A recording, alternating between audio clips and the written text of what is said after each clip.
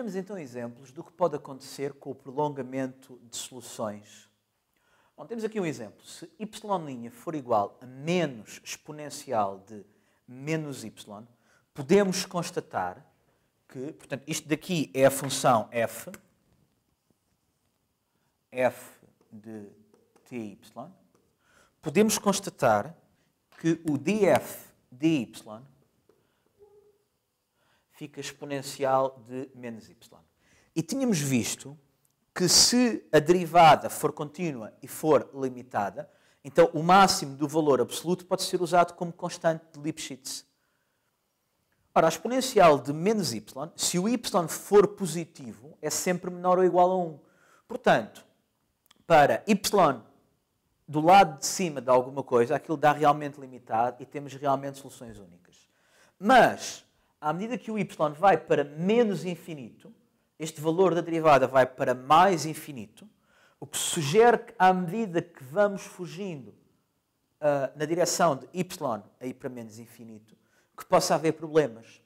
E, de facto, se resolvermos a equação, vamos ver que todas as soluções têm uma assíntota vertical, onde a solução vai realmente para menos infinito e termina. Outro exemplo. Se tivermos esta equação e substituirmos x igual a 0, constatamos imediatamente que y tem de ser 0. Portanto, todas as soluções em x igual a 0 têm y igual a 0. Para vermos se o teorema de Picard se aplica, temos que escrever a equação na forma y' igual a uma função. Portanto, neste caso, isto é a função de x e y. Aqui o x faz as vezes do tempo. E a derivada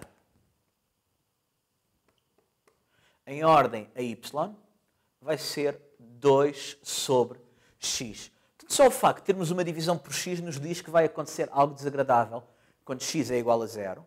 E olhando para a derivada, nós vemos que quando x vai para 0, a derivada vai para infinito ou para menos infinito, o que nos diz que deixa de se aplicar a condição de Lipschitz, porque a derivada deixa de ser limitada.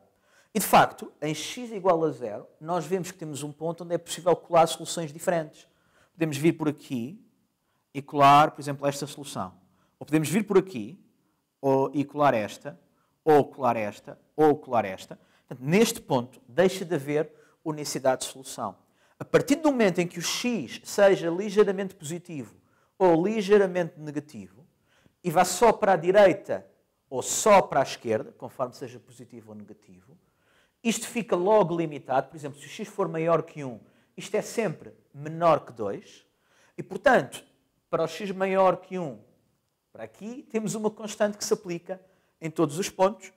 E, portanto, para o x maior que 1, a solução é única. Se for x maior que 0,1, aquilo é sempre menor que 20. E, portanto, à direita do 0,1, a solução também é única. Podemos ir aproximando cada vez mais do x igual a 0, desde que não toquemos. Para lá, a derivada é limitada e, portanto, a constante é limitada, a solução é única. A partir do momento em que tentamos incluir o zero, deixamos de ter unicidade de solução. Um exemplo um pouco mais estranho. Se tivermos esta equação, as soluções que aparecem são deste género. Por exemplo, em y igual a 0, substituímos e vemos que realmente é uma solução. Em y igual a menos 1, substituímos e vemos que realmente é uma solução. Quem é a função? A função é esta que temos aqui, esta é a função f. Quem é a derivada dela em ordem a y? df dy vai dar 3, mais 3 vezes 2 terços fica 2, y elevado a menos 1 terço. Ou seja, isto vai nos dar problemas quando o y vai para 0. Fora do y, longe do y igual a 0, temos solução única. Quando nos aproximamos do y igual a 0, vemos que podem acontecer coisas estranhas. Por exemplo, é perfeitamente possível termos uma solução que começa aqui, chega ao y igual a 0, e decide que vai continuar uns tempos no y igual a 0, e depois decide que vai sair por aqui. Porquê? Porque no y igual a 0 não temos unicidade de solução. Vamos olhar para este exemplo. Neste exemplo vale a pena pegar numa solução concreta. Bom, primeiro, Se o y for menor ou igual que zero, y é constante e, portanto, temos aqui funções constantes como solução. Vamos ver o que é que acontece com y maior que zero. Portanto, o gráfico que desenhei ali sugere que vamos olhar para y igual a x ao quadrado como uma possível solução. Se substituirmos ali em cima, fica 2x igual a menos 2, a raiz quadrada de x ao quadrado, que é módulo de x.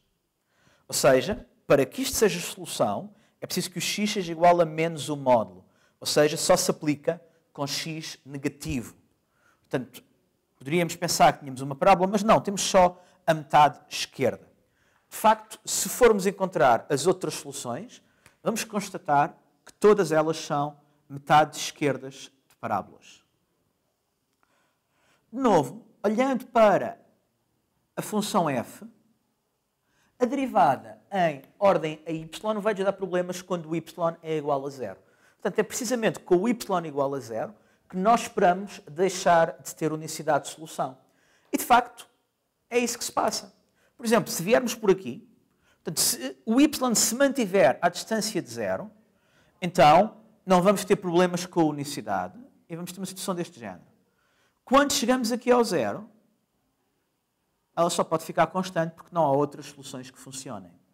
Mas o que isto significa é que se formos por aqui, temos outra solução diferente, que lá à frente vai parar, por exemplo, a esta condição inicial, se for ali que definimos.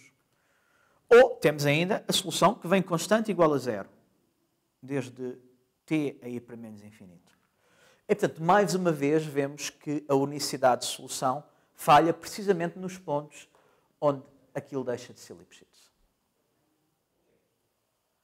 Bom, mas será que sempre que há problemas com a derivada num ponto que falha a unicidade de solução? Bom, vamos olhar para este exemplo. Este exemplo claramente vai dar problemas com a derivada quando o y é igual a zero. Mas pensemos, se o y é igual a zero, a equação diz que y', o declive, tem que ser 1. E, portanto, todas as soluções têm de passar com declive 1. Se o y é diferente de zero, não há qualquer problema em encontrar uma solução. E, portanto, há de haver soluções para aqui, do lado de cima, há de haver soluções do lado de baixo, e no ponto onde nós estamos, há de haver uma solução do lado de baixo que o limite vai para o ponto onde nós queremos, e uma do lado de cima que o limite começa no ponto onde nós queremos. E, portanto, colando uma solução de baixo com uma solução de cima, como estamos com um declive positivo, não podemos ter a situação de chegamos ali, paramos por uns tempos e depois continuamos. Atravessa diretamente.